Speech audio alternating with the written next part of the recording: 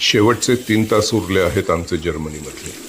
10 वाजता गाडी येणार आहे आम्हाला म्युनिकच्या रेल्वे स्थानकापर्यंत पोहोचवायला.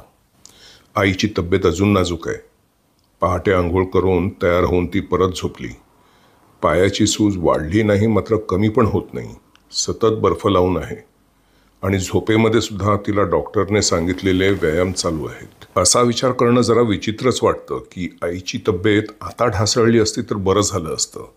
कारण 8.5 तासांचा प्रवास आहे आमचा जर्मनीपासून हंगेरीतील बुडापेस्टपर्यंत आणि लगेच उद्या दुपारी तिथून विमानाने घरी इस्रायलपर्यंत. उठल्यावर मात्र आई एकदम ताजीतवानी झाली. सकाळी 3 तासाची झोप काढली ते बरं झालं. माझ्या डोक्यामध्ये एकच प्रश्न सतावत आहे की रेल्वेचा 8.5 तासाचा प्रवास झेपणार कसा आईला. खरं म्हणजे संपूर्ण प्रवास बसून आहे मात्र तीच नेमकी समस्या आहे. आईला पाय वर आडवा ठेवावा लागतो रक्तप्रवाह सुरळीत राहण्यासाठी. 8.5 तास सतत पाय दुमडून चांगल्याचे पाय निकामी होतात तर आईच्या सुजलेल्या पायाची काय विषाद. आईसाठी म्हणून ड्रायव्हरने गाडी थेट रेल्वेच्या फलाटावर आणली. म्युनिकच्या प्रमुख रेल्वे स्थानकावर आहे अशी व्यवस्था. प्रश्न आहे तो बुडापेस्टला उतरताना. दिवसभरच्या प्रवासात जर तिचा पाय सुजला तर तिला गाडीतून बाहेर काढणे सुद्धा मला कठीण. आणि मग स्टेशनच्या बाहेर तिला व्हीलचेअर शिवाय मी नेणार कसा. म्हणून मला वाटत होतं की जर्मनीमध्येच जर तिची तब्येत ढासळली असती तर नंतर चांगली बरी झाल्यानंतरच निघालो असतो. हंगेरीमध्ये आम्ही कोणाला ओळखत नाही का तिथली भाषा सुद्धा येत नाही. तसा वैद्यकीय विमा आहे माझ्याकडे काही विशेष गरज लागली तर. पण इस्पितळात वगैरे जावं लागलं तर आमचं उद्याचं विमान चुकणार. महिन्यापूर्वी असंच विमान रद्द झालं आणि तेव्हापासून आम्ही युरोपमध्ये खोळंबलो. आणि वैद्यकीय विम्याचं एक असतं बघा. इस्पितळात जर भरती होऊन तिकडे राहावं लागलं तर त्यानंतरच्या पुढील 6 महिन्यात विमा करता येत नाही. निदान इस्रायलच्या विमा कंपन्यांकडे. मी आईला अजून हे सांगितलेलं नाही आहे. तुम्हाला पण हे आता सांगणार नव्हतो पण आता विषय निघाला आहे म्हणून सांगतो. आणखीन 2 आठवड्यांनी बल्गेरियाला जायची तिकीट काढून ठेवली आहे मी. एवढेच नाही 5 दिवस तिथल्या एका चांगल्या हॉटेलमध्ये राहून खाण्याचे पण पैसे भरले आहेत. म्हणजे आता जर विमा वापरला गेला तर ती सहल रद्द. कारण विम्याशिवाय देशाबाहेर पाऊल ठेवणे म्हणजे महामूर्खपणा. आणि पैसे फुकट जाणार ते वेगळेच. पैशाचं काही नाही हे म्हणायला सोपं असतं. मात्र खिशातून 500 रुपये जरी हरवले तरी किती वेळ त्याचं शल्य राहतं मनामध्ये. बाहेरची मजा बघता बघता आणि तुमच्यासोबत मन मोकळं करेपर्यंत जर्मनी सुटून ऑस्ट्रिया आलं. इथल्या साल्सबर्ग आणि व्हिएन्ना या शहरामधून जाऊन नंतर हंगेरी येईल आणि मग शेवटी बुडापेस्ट. आईचं मध्ये हातपाय चालवणं चालू आहे. याबद्दल मात्र ती अगदी काटेकोर आहे. आळस वगैरे करत नाही. बुडापेस्टमध्ये रेल्वे स्थानकासमोरच एक अगदी साध्यातलं हॉटेल घेतलं आहे आम्ही. एकच रात्र काढायची आहे ना आम्हाला. रेल्वे स्थानक म्हटलं म्हणजे तिकडे बऱ्यापैकी वर्दळ असणार हॉटेलच्या आजूबाजूला. 1 महिन्याआधी पण आम्ही बुडापेस्टमध्ये राहिलो होतो. मात्र तेव्हा बुडापेस्टच्या अगदी मध्यवर्ती विभागात. प्रमुख रेल्वे स्थानक म्हणजे शहराच्या थोड्या आडबाजूला असतं. तिकडे गेल्यावर आधी पैसे बदलले पाहिजेत. हंगेरीमध्ये युरो चालत नाहीत आणि पैसे बदलल्याबरोबर संध्याकाळची जेवणाची व्यवस्था. एकच दिवस असल्यामुळे बाहेरून काही घेऊन खोलीवर खाण्यापेक्षा जवळच्या उपहारगृहामध्येच काय तो बेत आहो. तशी मला चायनीज खायची फार इच्छा झाली आहे. इतर वेळी आईच्या आवडीनिवडीप्रमाणे बघतो. आजचं मात्र ठरलं. मी आताच गुगलमध्ये नकाशात बघितलं. तिथे हॉटेलजवळच एक उपहारगृह आहे. चायनीज का व्हिएतनामीज का कोरियन काय माहिती. काही असो, पश्चिमेवरून पूर्वेचा बदल झाला जिभेवर म्हणजे पुरे. उद्या सकाळचा नाश्ता आमचा हॉटेलच्या किमतीमध्येच आहे. हॉटेलमध्ये असा जो बुफेवर नाश्ता लागतो ना, जेवढे पाहिजे तेवढं भशीत भरून घेतात कितीही वेळा, त्याचं नाविन्य अजून गेलेलं नाही आमच्याकडून. आम्हाला त्याची फारच मजा येते. आता मध्यमवर्गीय असल्यामुळे फुकटातली कुठलीही गोष्ट मिळाली की हृदयातील शहारे आमच्या नसानसातून ओसंडतात. आता पैशावर आलं म्हणून सांगतो. महिन्यापूर्वीच्या एका बुडापेस्टमधील व्हिडिओमध्ये तुम्ही पाहिलं असेल की मी आईला जगातील सर्वात सुंदर मानल्या गेलेल्या कॅफेमध्ये घेऊन गेलो होतो.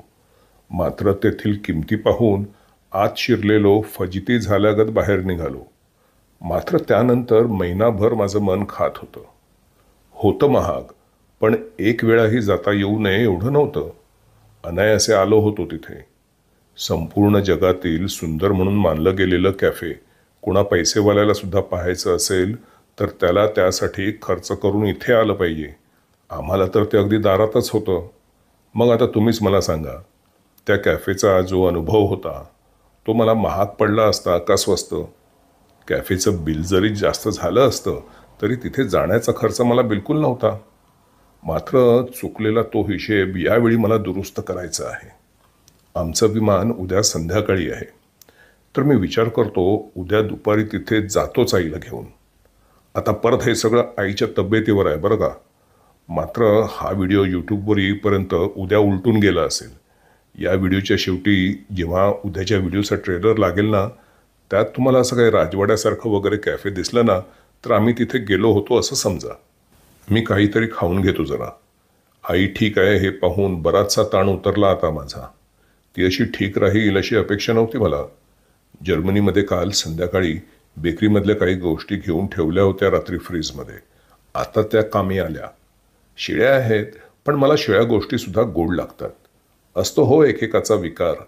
बटाटे वडे तर मला गरम खाण्याऐवजी आदल्या दिवशीचे किंवा सकाळी बनवून उरलेले चांगले लागतात. संध्याकाळी थंड असे हिरमुसलेले. बटाटा भाजी मात्र कढईतून गरम गरम काढून आईने बशीत वाढली तर उलट आईला सांगावं लागतं, अरे सांभाळ जीभ भाजेल, 2 मिनटं जरा थंड तर होऊ दे. मात्र मला आदल्या दिवशीची बटाटा भाजी दिली ना तर त्याची मजा मला वेगळीच येते. बटाटा वडा जसा मी शिळा आणि थंड समजून खातो ना, तसं बटाटा भाजीचं नाही. तो कोणता तरी एक वेगळाच अन्नपदार्थ असतो. आतमध्ये मऊ शिजलेला बटाटा आणि तेलात करपल्यानंतर दिवसभरात मलूल पडलेलं त्यावरचं शिजलेलं नारंगी पीठ, ज्यातून पुसट झालेली हिरवी कोथिंबीर अधूनमधून डोकावण्याचा प्रयत्न करते. आणि शिळ्या भाजीला जो तेलाचा वास येतो ना, मी त्याला घमघमाट म्हणतो. म्हणालो होतो ना मी मगाशी, असतात एकेकाचे विकार. ब वरनं बटाटा वडा, बटाटा भजी आणि ब वरनं बुडापेस्ट आलं. पण तुमच्यासोबत बोलता बोलता छानपैकी वेळ गेला माझा. आणि आईकडे बघा जरा कशी चालली आहे, झुप्पू झुप्पू. आम्ही घेतलेलं हॉटेल अगदी या स्थानकाच्या बाहेर पडलं की रस्ता ओलांडल्यावर समोर आहे. जागा वर्दळीची आहे. मात्र रस्त्यावर खास करून रात्रीचे अनेक ड्रग घेणारे किंवा बेवारशी असे भटकताना दिसतात. आता आम्हाला इथे एकच दिवस काढायचा आहे नाही का. शिवाय इथे पोहोचल्यावर आईला जास्त चालवायचं पण नव्हतं, म्हणून मी अगदी जवळ अशी सापडेल अशी जागा निवडली. आता आईला खोलीवर पोचवून आधी पैसे बदलून घेतो. तिचा थोडा आराम पण होईल. म्हणजे मी परतल्यावर आपलं ते चायनीज खाण्याचा कार्यक्रम काय हो विसरला का जर्मनीमध्येच. आणि उद्या त्या जगातल्या सर्वात सुंदर कॅफेमध्ये जायचं आहे ना, तर 50-100 युरो जरा जास्तच मोडून ठेवतो. आता इथल्या पुतळ्यांबद्दल वगैरे मला एकही गोष्ट विचारू नका. मला उरलेला वेळ खाऊन पिऊन आईसोबत आणि तुमच्याबरोबर बोलण्यात घालवायचं आहे. आणि नवीन प्रेक्षकांना मी अनेकदा नम्रपणे सांगतो, हे चॅनल ट्रॅव्हल व्हिडिओचं नाहीच आहे मुळी. आमचं नेहमीचं रोजचं साधं रोजच्या जीवनातल्या घडामोडी तुमच्यासमोर ठेवतो. आता त्याच्यामध्ये ही सहल आली आणि त्या सहलीमध्ये आम्ही जास्त वेळ लटकलो, तर त्यामुळे मी काय ट्रॅव्हल ब्लॉगर आणि मला खूप इतिहासाची माहिती वगैरे आहे असं काही समजून घेऊ नका. बोलून चालूनचं संक्षिप्त रूप नेमकं इथे वर लिहिलेलं आहे. याला म्हणतात बोचा योग.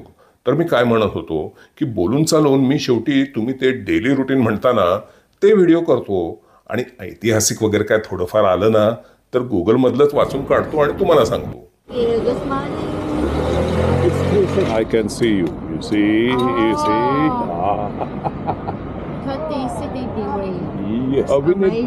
Yes. We need 5 minutes. Okay. Yeah. Thank you. Okay. The vegetarian spring roll. Spring roll खाशील? Fried wonton. Chicken spring roll खाशील? स्प्रिंग रोल सिगार असतात ते नको. बरं हां हे बघ, chicken with yellow curry sauce. बरं तुला chicken with yellow curry sauce आणि त्याच्याबरोबर मला वाटतं हे येतं, कळलं का? मग ते ह्याच्याबरोबर नाही येणार. मग मी हे आणि ते नाही येणार.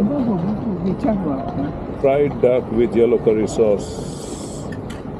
मी हे घेतो, fried duck with yellow curry sauce. हे नूडल्स बरोबर नाही आहे मग मी.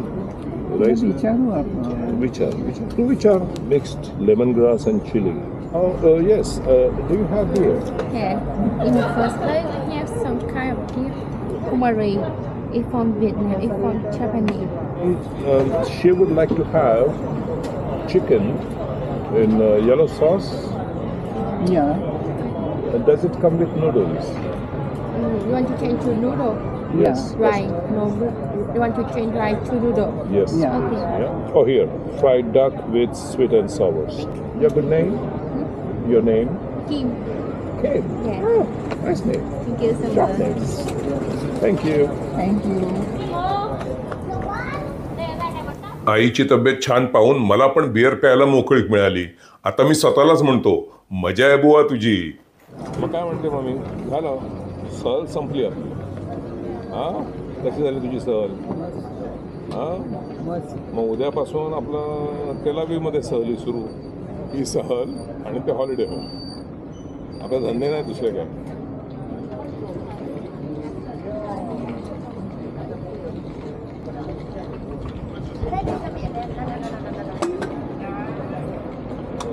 उद्या आपण उठूया, आरामात उठूया. 7 ते 10 नाश्ता आहे. आपण 8ला वगैरे जाऊ. आपल्याला नाश्ता जास्त करायचा नाही.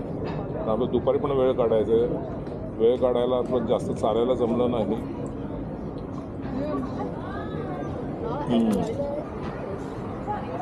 Thank you so much. It looks beautiful.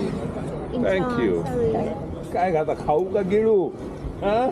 मगाशी एक गंमत झाली ती सांगतो तुम्हाला. आता आम्ही उद्या इस्रायलला परत जाणार नाही का. मात्र 2 आठवड्यांनी म्हणजे घरी पोहोचल्यावर 10 दिवसांनी परत बल्गेरियाला निघायचं आहे. आता 10 दिवस तसा पुरेसा वेळ आहे आराम आणि निर्वानिरव करायला. पण मगाशी आईला व्हॉट्सअपवर निरोप आला. तिचं ते महिला मंडळ आहे ना वयस्कर लोकांचं. तर तिथे म्हणतात तेरवा म्हणजे आम्ही पोहोचल्यानंतर 2 दिवसांनी कुठे द्राक्षाच्या मळ्यात सहल काढली आहे. आता कुठे या घाईमध्ये आणि ती पण मळ्यात वगैरे. तर आई काय म्हणते, नोंदव तू नोंदव, नंतर बघू.